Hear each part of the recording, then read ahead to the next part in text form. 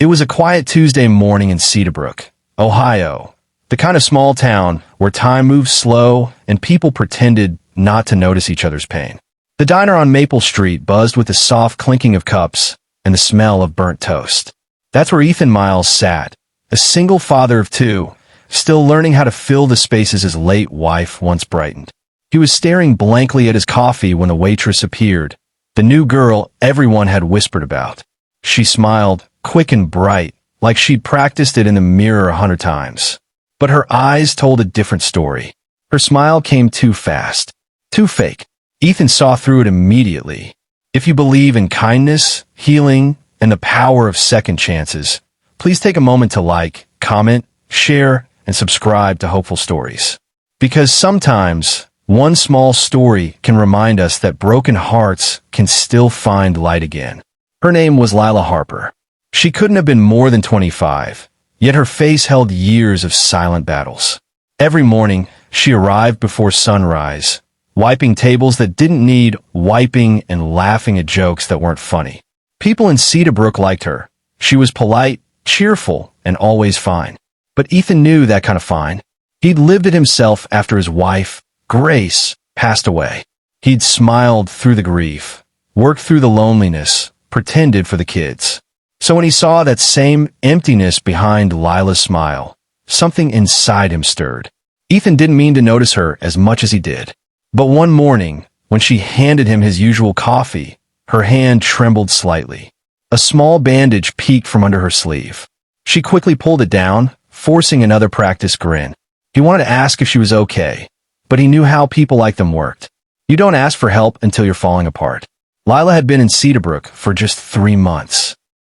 No one really knew where she came from, only that she arrived with one suitcase and took the first job that would have her.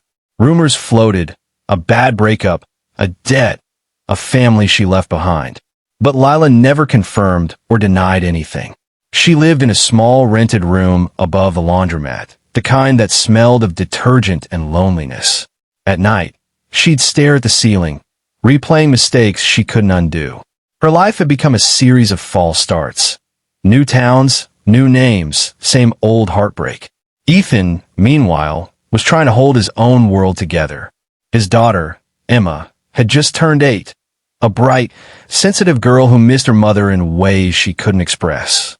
His son, Lucas, was 5, wild and innocent, unaware of the shadows that clung to his father's eyes. Ethan worked as a mechanic, spending long hours fixing engines that didn't talk back. But inside, he was still broken, surviving, not living. One rainy afternoon, the diner was nearly empty. Ethan sat by the window, watching raindrops race down the glass, when Lila approached with his refill. She smiled again, too quickly. But this time, her voice cracked slightly when she said, "Rough weather today, huh?" That tiny fracture in her tone, it broke something open. Ethan looked up, meeting her eyes, and said softly, "Yeah, but sometimes rain washes more than it ruins." For a moment, she froze, the mask slipping. Her eyes shimmered, and she nodded quickly, retreating before her emotions betrayed her. That night, she cried harder than she had in months. Not because of what he said, but because someone had noticed her pain. Days turned into weeks, and an unspoken bond formed between them. Small glances, quiet understanding, the comfort of familiar strangers. Ethan started bringing his kids to the diner on Sundays. Emma liked to draw while Lucas made a mess with syrup. Lila always crouched down to his kids' level, her fake smile replaced by a real one. The kind that came slow, hesitant but warm. But one morning, Lila didn't show up. Her coworker said she'd called in sick, the first time since she started. Something in Ethan's gut twisted. He told himself it wasn't his place to worry. Yet all day, his mind kept circling back to her trembling hands, the fading bruise he'd noticed weeks ago. That night, as rain lashed against the windows, he drove toward the laundromat. He didn't know what he was going to say, or if she'd even want him there. He just knew what it felt like to be alone on nights like this. He found her sitting on the steps behind the building, soaked and shivering, a small suitcase beside her. When she saw him, she startled, quickly wiping her eyes. She tried to smile, that same fast, fake smile. But this time, she didn't have the strength to hold it. The truth spilled out in tears. She had left an abusive relationship months ago. She'd run, hoping to start over, but he'd found her number again. He'd been calling, threatening, making her feel unsafe all over again. Ethan didn't interrupt. He just listened, letting her speak, letting her release the pain she'd been holding too tightly. When she finished, she looked broken, ashamed of her past, of her fear. But Ethan only said one thing. You don't have to keep running, Lila. Sometimes, staying is the bravest thing you can do. He offered her a safe place for the night. Not as a man trying to save her, but as someone who knew what it meant to lose everything and still keep going. That night, Lila slept in Ethan's guest room for the first time in months without waking up from nightmares. Emma made her a drawing that said, "You can stay with us if you want." Lucas offered her his toy truck, and something in Lila's heart softened.